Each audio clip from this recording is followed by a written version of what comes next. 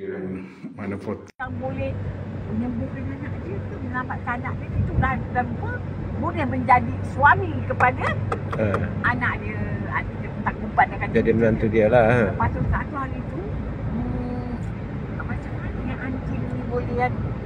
Anjing masuk sarung, keluar sarung. Bapak dia hantar anak dia ni ke dalam hutan. Nak belajarnya anjing ni meneman setia dengan anak dia ni. Satu hari tu macam apa dia? Tapi sedap dia kahwin dengan anjing tu. Anjing ni sebenarnya manusia tapi kena sumpahan. Ya. Jadi lahirkan anak lelaki seorang. Jadi hidup dalam hutan bersama dengan suami dia, tapi anak dia tak tahu yang bapak dia tu anjing. Satu hari mak dia ingin nak makan susu satu benda itu dah lupa lah. Mak dia kata kau pergilah cari dengan anjing ni. So dia bawa anjing ni. Dia bawa ayah dia lah tu. Ayah dia tu. Dia cari tak jumpa. Mak dia nak makan hati sampai apa lupa.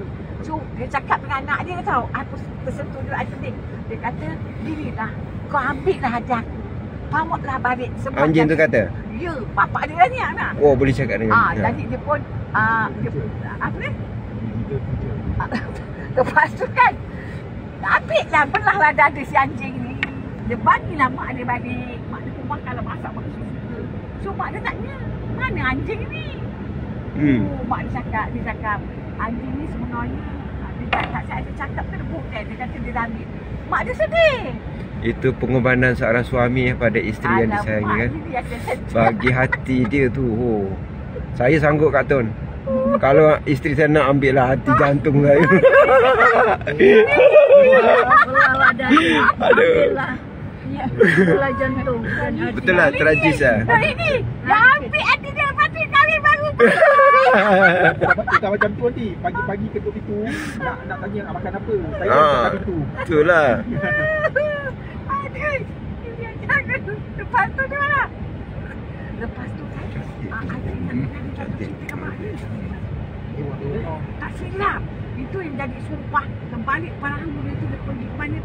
Terbalik itu dah minta kumban. Oh, Tengkuban tu terbalik lah. Tapi nanti tak ingat ada persen kita dah turun kan.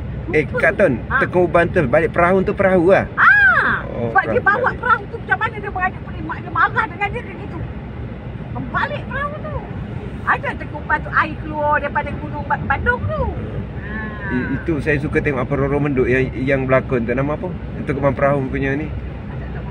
Wanita perempuan tu, pelakon wanita tu. Dengan kan? laki muda tu. Satu lagi tau.